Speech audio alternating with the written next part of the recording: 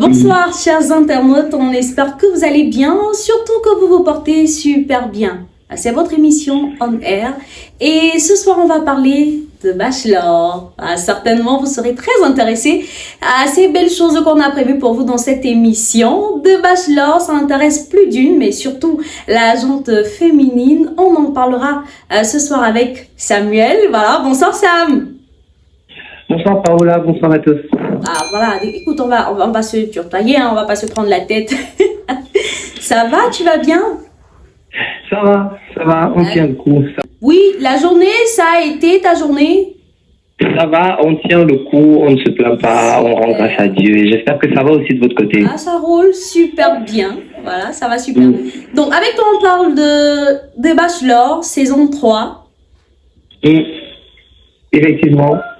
Super, elle a sa toute première livraison, disons ça comme ça, la première émission de cette télé-réalité était le 10. Voilà, il y a eu tellement de tapage tout autour, il y a eu tellement de polémiques autour de l'émission de Bachelor. Du coup, j'ai tout de suite envie de te demander, toi, voilà, la première question que je m'en vais te poser, c'est celle de savoir qu'est-ce que tu penses en ton âme et conscience, disons ça comme ça, de la télé-réalité de Bachelor en Afrique.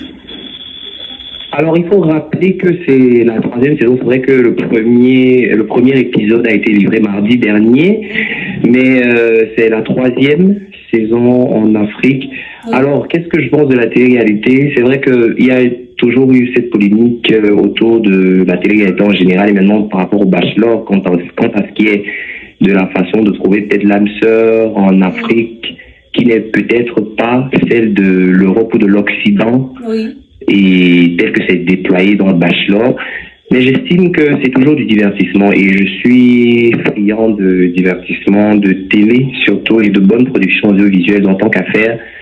Ça va tant que ça peut faire des audiences, ça peut véritablement proposer un contenu de divertissement, et puis qui sait, si parviennent à trouver l'amour, tant mieux pour eux, c'est tout bénéf, finalement c'est tout le monde qui gagne. Autant nous on gagne avec du bon contenu, du divertissement, autant eux ils gagnent en trouvant l'amour, et la production gagne en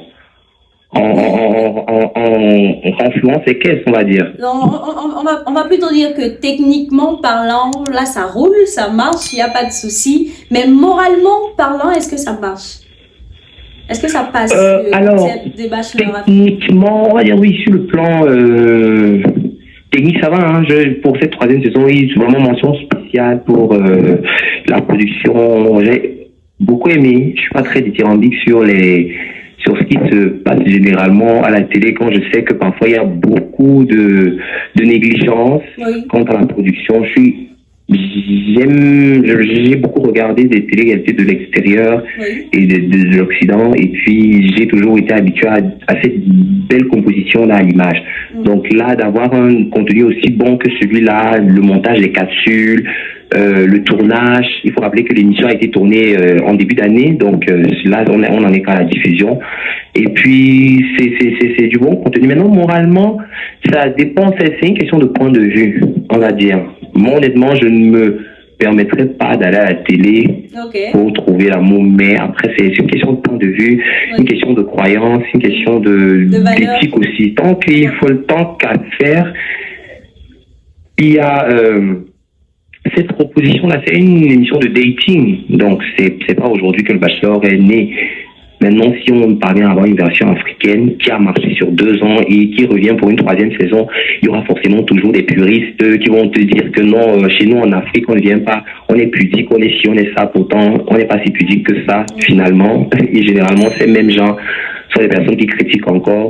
Donc, comme je l'ai dit, moralement, c'est chacun qui voit. Hein. Moi, je ne me permettrais pas, je ne dirais peut-être pas à ma sœur ou à mon frère d'aller. Mais sinon, voilà, c'est une question de point de vue. Tant qu'on y va, en restant authentique, en restant vrai, et en étant soi-même, en y allant vraiment dans l'optique de trouver ce qu'on va chercher, voilà, c'est comme j'ai dit, c'est une question de point de vue. Donc c'est à chacun de se faire son idée. Moi, en tout cas, je ne le ferai pas, mais je ne suis pas contre ces gens qui le font, pas du tout. Super. Avant de continuer, marquons un petit arrêt pour parler de la marque Intenswear. Intenswear, c'est une marque de chaussures, babouches, pieds nus, bombers, sacs pour vos différentes sorties, pour rester à la maison, pour les sorties en famille, entre amis. N'hésitez surtout pas à contacter le numéro de téléphone qui s'affiche juste au bas de l'écran pour commander vos chaussures Intense Wear. Ce sont des chaussures de très bonne qualité à des prix très doux. Contactez dès à présent. Vous avez également ici en image les différents modèles de chaussures babouche et pieds nus, également sac bombers Intense Wear. C'est le moment plus que jamais de commander ces chaussures pour ne rien manquer et surtout bénéficier de la grosse promotion en ce moment. Avec Intense Wear, vous avez la promotion. Si vous venez de la part de On Air Media, vous avez jusqu'à 20% de réduction sur tous vos achats. Alors les amis, contactons Intense Wear maintenant via le plus 237 694 46 70 29 et arrachons-nous les différents articles qui nous sont proposés. Donc voilà, on va retenir dans un premier volet que techniquement, ça y est, c'est un bon concept, mais moralement, vraiment, c'est une question d'éthique, c'est une question de valeur, bien que Samuel, lui, à côté, parvient à dire que lui, personnellement, c'est quoi les valeurs africaines? Parce que beaucoup font certaines promotions, mais je veux dire, c'est quoi les valeurs africaines? Je pense que chacun a ses valeurs, chacun sait comment il est éduqué, qu'on arrête un peu de dire non, nous, chez nous en Afrique, l'Afrique nous a jamais dit que chez nous, il fallait que les choses se fassent comme ci ou comme ça. Ah non. Donc maintenant, on respecte nos traditions. Chez nous en Afrique, par exemple, on sait que la femme, pour sa propre dignité, ne doit pas aller vers l'homme, par exemple.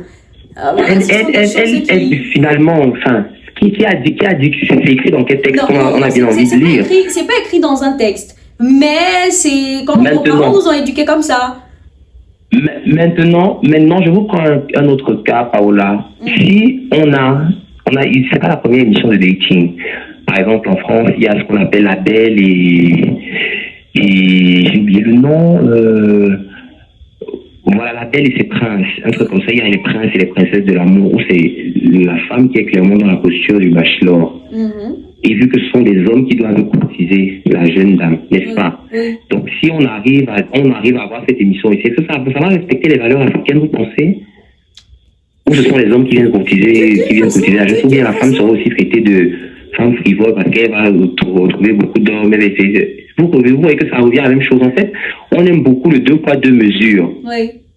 Il faut savoir qu'on est dans un pays ou bien sur un continent où les gens sont dans une négativité constante ou bien font l'effort d'être dans cette négativité. Je ne refute pas l'idée selon laquelle on devrait quand même à un moment donné mettre des limites à cela, mais à un moment donné, quelque chose qui s'est fait, comme je dis, tant que ça respecte l'éthique et les valeurs. J'ai cru comprendre qu'au Congo, on avait interdit l'émission. Pourquoi? On ne sait pas. Est-ce que c'est contre les valeurs? Quelles sont les valeurs qui sont contre? Quand on sait qu'au Congo, je suis désolé, ils font pire. C'est pas pour m'attaquer à un pays ou quoi que ce soit, non, loin de là, mais je veux dire que il y a des situations qui sont beaucoup plus alarmantes, qui pourraient éveiller l'Afrique un peu plus, plutôt que de s'attarder sur le fait qu'un homme vienne chercher sa femme à la télé ou quoi que ce soit. Je pense que c'est un débat qui n'a même pas lieu d'être. Les gens veulent juste voir l'intérêt quand eux ils le voient. Et puis ailleurs, non, c'est pas ça. Donc, pour ma part, c'est vraiment un truc c'est vraiment une chose qui n'a pas c'est un débat qui n'a pas sa place. C'est un débat qui n'a clairement pas sa place. Maintenant, parlons plutôt cette fois-ci de l'homme qui décidait de venir chercher sa femme à la télé, comme tu as dit tout à l'heure. Parlons du profil de l'homme. Est-ce que le profil du bachelor de cette 3e saison est intéressant? Le profil devrait convenir à qui? Le profil devrait convenir aux jeunes dames. Après, nous, les téléspectateurs, on n'est pas... nous ne sommes pas censés avoir trop notre point de vue. Après, si elles sont là pour jouer un jeu, si elles sont là pour pouvoir rentrer dans une certaine bulle, parce que je pense qu'on fait une sorte de casting, il y a des pré-castings, il y a des castings en visio, il y a des castings en présentiel. C'est vraiment une production qui est assez travaillée. Donc, du coup, si on a choisi un bachelor, ça veut dire que c'est lui qui est censé être là. Je me souviens lors de la première saison, quand on a choisi Joe Williams, les gens disent non, c'est pas lui, on sait pas ce qu'il faut, il n'est pas ci, il n'est pas ça, il n'est pas charismatique, parce qu'apparemment le charisme au Cameroun ou bien en Afrique se voit sur les muscles quand on porte des vestes. Non, c'est pas ça. Donc, à un moment donné, je pense quelque chose qu'on recherche quand même en faisant ces productions, en prenant le casting à la base dans l'histoire du Bachelor, parce que le Bachelor est né aux États-Unis, ça a évolué en France. Je crois qu'ils ont arrêté la diffusion en France. Aux États-Unis, ça se poursuit. Ils ont même sorti une version. La version la plus récente, c'était un Bachelor senior. C'était un monsieur du troisième âge qui cherchait la femme de sa vie. Anyway, mais je veux dire que quand on arrive à ce point-là, c'est-à-dire que dans la version originale du Bachelor aux États-Unis, c'est riche, beau et je crois qu'il y avait célèbre aussi. C'était célèbre, c'était à voir, mais riche, beau. Oui. C'était les deux critères. Question de richesse, je crois que c'est relatif. Question de beauté, c'est clairement relatif aussi. Oui. On a eu un profil mardi dernier qui nous a été présenté comme quoi il est entrepreneur. Il a bien précisé, il est entrepreneur, il est acteur de cinéma. Oui. Donc, forcément, je pense que pour être acteur de cinéma, pour lui qui a joué dans Karma et dans Impact, pour avoir les rôles qu'il a eus, je pense qu'il fallait quand même avoir une belle tronche. Naturellement. Ça va de soi. Ou bien d'être minimum regardable pour ceux qui ne veulent pas absolument qu'on dise que non, le Bachelor a une belle figure, ou bien voilà. Donc, mais je pense qu'il y a des critères de beauté qui ne sont pas universels. C'est subjectif. La beauté est vraiment subjective. Donc, celui que tu ne trouveras peut-être pas toi, Paola Beau, quelqu'un d'autre, une autre fille le trouvera beau, on est quand même d'accord. Donc, à partir de ce moment-là, je ne vois pas pourquoi on va dire que non, le Bachelor n'est pas à sa place. La première année, on a dit la même chose, mais les mêmes sont en train de dire, ah non, Joe Williams, c'est le meilleur Bachelor depuis l'époque et tout. L'année dernière, on a eu la même chose avec Live et finalement, les gens sont rendus à l'évidence et on peut accepter. Donc, il faut toujours s'attendre à ça. Il faut toujours attendre à ce que les gens critiquent, que les gens disent que ce n'est pas bien ou bien ça n'a pas. Il faut toujours s'attendre à ça. C'est le propre de l'Afrique. Et je pense que ça fait aussi partie du jeu de critiquer, de parler en mal, en bien. Ça fait partie du jeu. Mais sinon, le Bachelor de cette année n'est pas si dérangeant que ça. Okay. C'est un profil qui a de la suite dans les idées. On a pu suivre son portrait. C'est un portrait quand même assez intéressant qui montre le parcours d'un jeune homme qui a trimé, qui s'est vraiment battu pour se faire une place dans le cinéma et qui est un entrepreneur, qui a une marque de boubou, qui sont quand même assez chers payés là-bas dans son pays au Sénégal et qui sont très prisés. Donc ça fait partie ça fait partie vraiment de ça.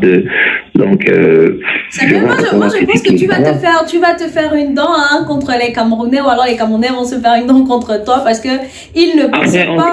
À quoi est-ce qu'on ne s'habitue pas? C'est une question d'habitude. Donc pour toi, mais je veux dire que je ne critique personne, donc je ne dis pas qu'il est quoi que ce soit, mais on est juste en train de dire ce qui est réel. À un moment donné, il faudrait qu'on arrête de toujours se mettre. Regardons juste, essayons d'apprendre des choses, parce que le but de la télé-réalité, c'est ça, de voir comment les gens vivent en communauté, de voir comment les gens se déploient et essayent d'avoir un certain, comment je vais dire, réagissent par rapport à certaines situations et apprendre aussi davantage sur nous. Donc, si on va à un point où les gens se limitent sur des petits détails, tel est beau, tel n'est pas beau parce que c'est sa cam, c'est pas sa cam, on est loin de ce qu'on vise finalement.